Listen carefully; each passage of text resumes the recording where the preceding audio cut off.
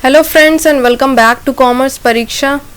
आज के इस वीडियो में हम कंटिन्यू करेंगे accounting for not for profit organization और आज हम डिस्कस करेंगे इनकम एंड एक्सपेंडिचर अकाउंट और बैलेंस शीट और कुछ एमसीक्यूज भी सॉल्व करेंगे।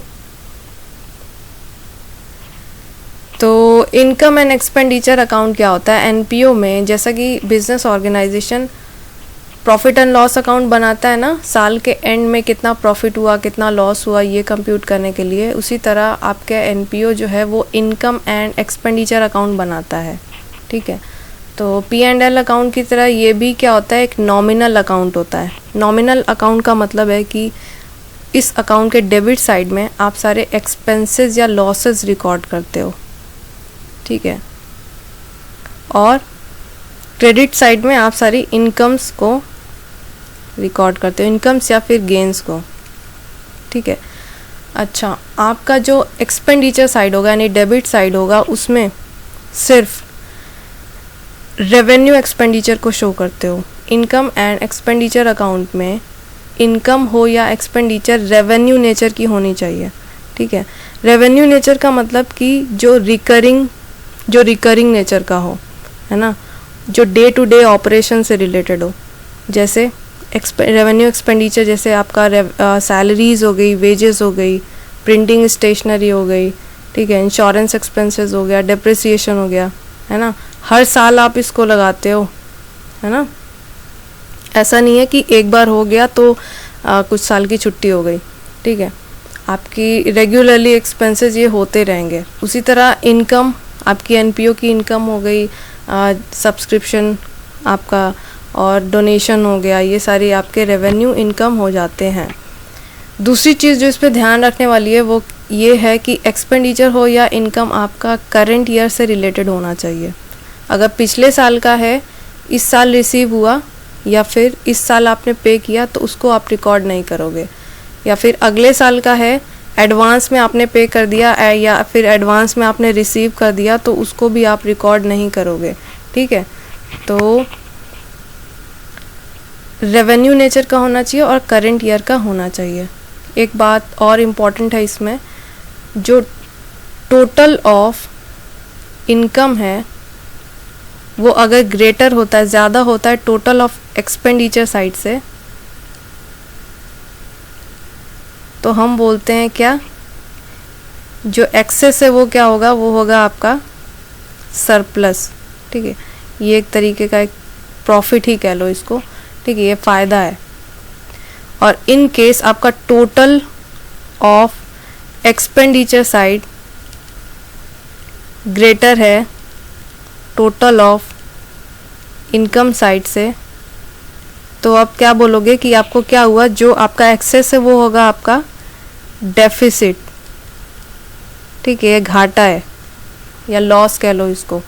ठीक है, तो सरप्लस हमेशा किस साइड शो करेंगे, सरप्लस आता है आपका एक्सपेंडिचर साइड आप रिकॉर्ड करते हो, सरप्लस इधर रिकॉर्ड होगा। और डेफिसिट कहाँ जाएगा, डेफिसिट जाएगा इनकम साइड पे, क्रेडिट साइड आप डेफिसिट शो करोगे। ठीक है, नाउ बैलेंस शीट, एनपीओ की बैलेंस शीट उसी तरह होती है जैसे कि बिजनेस और किसी भी बिजनेस ऑर्गेनाइजेशन की बनाते हो। कुछ चीज़ें अलग हो जाती है, जैसे कैपिटल की जगह आप क्या यूज़ करते हो, कैपिटल फंड। ठीक है, उसी तरह कुछ डोनेशन अगर आपको मिली स्पेसिफिक काम के लिए तो उसको भी आप फंड में डाल दोगे। जैसे आपको बिल्डिंग बनाने के लिए आपको कुछ डोनेशन मिली तो आप उसको बिल्डिंग फंड में डाल देते हो। ठीक है, इंडोमेंट फंड होता है। इंडोमेंट फंड का मतलब कि आपको गिफ्ट मिला या फिर डोनेशन मिली और जो देने वाला है उसने बोला कि इस प्रिंसिपल अमाउंट को कहीं पे इन्वेस्ट कर दो। ठीक है, इस पैसे को कहीं पे इन्वेस्ट कर दो और उससे होने वाली इनकम को यूज़ करो।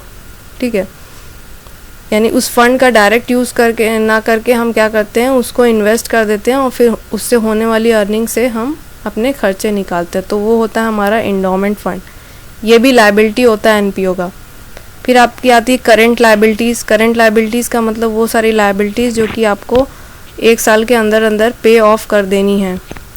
देन असेट साइड आपके फिक्स्ड असेट्स आते हैं, जैसे आपके इंडिविजुअल असेट्स होंगे उसमें से जो भी डिप्रिसिएशन होगा वो लेस करके आप नेट अमाउंट यहाँ पर शो करोगे, ठीक है। और करेंट एसेट्स आपके जैसे स्टॉक हो गया, प्रीपेड एक्सपेंसेस हो गया, है ना, cash in hand, cash at bank, ये सब आपके करेंट एसेट्स में आ जाएंगे। देन है आपका इन्वेस्टमेंट, ठीक है। चलिए अब कुछ क्वेश्चन सॉल्व करते हैं। पहला क्वेश्चन है आपका, कंसीडर द फॉलोइंग स्टेटमेंट्स, ठीक है। पहला स्टेटमेंट है कि income and expenditure records both capital and revenue items. तो ये बिल्कुल गलत बात बोली इसने। आप इनकम एंड एक्सपेंडिचर अकाउंट में सिर्फ रेवेन्यू आइटम्स शो करते हो, ठीक है। तो ये स्टेटमेंट आपका गलत हो जाएगा। सेकेंड स्टेटमेंट है कि receipt and payment account records only revenue items. तो रिसीट एंड पेमेंट अकाउंट में आप कैपिटल और रेवेन्यू दोनों आइटम्स रिकॉर्ड करते हो। रिसीट है किसी भी तरीके की पैसा मिला, कहीं से भी मिला, रिकॉर्ड कर दोगे। पेमेंट है कैश पेमेंट है, पेमेंट कहीं पे भी हुई, कैपिटल हो रेवेन्यू हो उससे फ़र्क नहीं पड़ता, आप रिकॉर्ड करोगे रिसीट एंड पेमेंट अकाउंट में। तो ये स्टेटमेंट भी आपका गलत हो जाएगा, ठीक है। तो बोथ आर इनकरेक्ट, ठीक है। नेक्स्ट क्वेश्चन है, in the final account of non profit organization closing balance of cash will be recorded in. NPO में आप कैश का क्लोजिंग बैलेंस कहाँ रिकॉर्ड करते हो? रिसीट एंड पेमेंट अकाउंट में?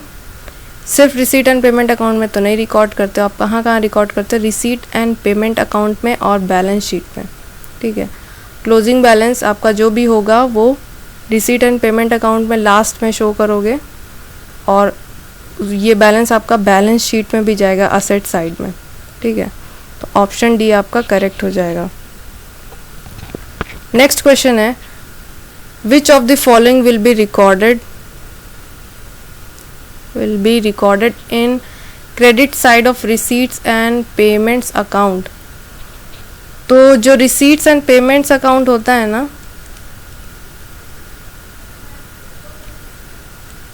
उसके क्रेडिट साइड हम क्या रिकॉर्ड करते हैं?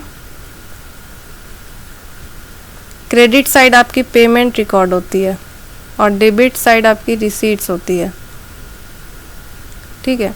अब आपने देखना है कि इन सारे आइटम्स में पेमेंट वाली कौन सी आइटम है, कैश पेमेंट कौन सा है। तो ये तो चला गया क्योंकि ये रिसीट है और ये भी रिसीट है, तो ए और बी ऑप्शन तो होगा नहीं। ऑप्शन बी है cash purchases of books of ₹700। Cash purchase करो, कैश आउटफ्लो हो रहा है, कैश पेमेंट है, तो ये क्या हो जाएगा? पेमेंट साइड इसको रिकॉर्ड करोगे, ये क्रेडिट साइड में जाएगा, ठीक है। आउटस्टैंडिंग जो रिपेयर होता है वो आपका एक्चुअल कैश आउटफ्लो नहीं हो रहा है, आपके जेब से कोई पैसा नहीं जा रहा है, तो रिसीट एंड पेमेंट अकाउंट में उसको रिकॉर्ड नहीं करेंगे, ठीक है। नेक्स्ट क्वेश्चन है, income and expenditure account is a. Income and expenditure account जैसा कि हमने डिस्कस किया था नॉमिनल अकाउंट होता है। नॉमिनल अकाउंट का मतलब इसके डेबिट साइड में आप सारे एक्सपेंसेस या लॉसेस रिकॉर्ड करते हो और क्रेडिट साइड में इनकम्स और गेन्स को रिकॉर्ड करते हो, ठीक है। तो एक बात और इम्पॉर्टेंट है नॉमिनल अकाउंट से रिलेटेड कि ये टेम्परेरी अकाउंट होता है, इसके बैलेंस को ओवर द ईयर्स आप ट्रांसफ़र नहीं करते रहे, तो ये at the end of the year इसका बैलेंस क्या होता है? ख़त्म हो जाता है, ठीक है। तो लास्ट में इनकम एंड एक्सपेंडिचर अकाउंट में लास्ट में आपको सरप्लस होगा या डेफिसिट होगा, इसको क्या करेंगे? कैपिटल के साथ एडजस्ट करेंगे, ठीक है। इसको एक साल से दूसरे साल इसको कैरी ओवर नहीं करेंगे। और आपका रिसीट एंड पेमेंट अकाउंट जो होता है वो होता है आपका रियल अकाउंट, ये बात आपको ध्यान रखनी है। देन क्वेश्चन नंबर 5 है आपका, which of the following will not be recorded under income and expenditure account of NPO, ठीक है। तो एनपीओ के इनकम एंड एक्सपेंडिचर अकाउंट में आप क्या रिकॉर्ड नहीं करोगे? सब्सक्रिप्शन आपकी रेवेन्यू इनकम है तो रिकॉर्ड होगी। Sale of old newspaper revenue income है तो रिकॉर्ड होगी। इंडोमेंट फंड आपका कैपिटल रिसीट है, कैपिटल रिसीट, ठीक है। कैपिटल रिसीट आपका जाता है बैलेंस शीट में, इनकम एंड एक्सपेंडिचर में नहीं जाएगा, तो ऑप्शन सी करेक्ट हो जाएगा। ठीक है, एंट्रेंस फीस जो होती है वो आपकी रेवेन्यू रिसीट होती है, रेवेन्यू इनकम होती है। ठीक है, देन क्वेश्चन नंबर 6 है, specific donation received by NPO is. तो एक बात आपको ध्यान रखनी है कि जब भी कोई भी डोनेशन, जब कोई भी आपकी रिसीट स्पेसिफिक हो, स्पेसिफिक का मतलब जब डोनर जो है वो बता दे या रेस्ट्रिक्ट कर दे आपको कि ये इसी काम के लिए यूज़ होगा और दूसरे काम के लिए, दूसरे पर्पज़ के लिए आपको यूज़ नहीं करना है, तो उस केस में उसको क्या ट्रीट करेंगे, उसको ट्रीट करेंगे एज अ कैपिटल रिसीट। ठीक है, और कैपिटल रिसीट को हम कहाँ रिकॉर्ड करते हैं, कैपिटल रिसीट को हम शो करते हैं liability side of the balance sheet, balance sheet के लायबिलिटी साइड में। तो ये थे आपके questions. Thank you for watching this video and subscribe this channel, share it to your friends.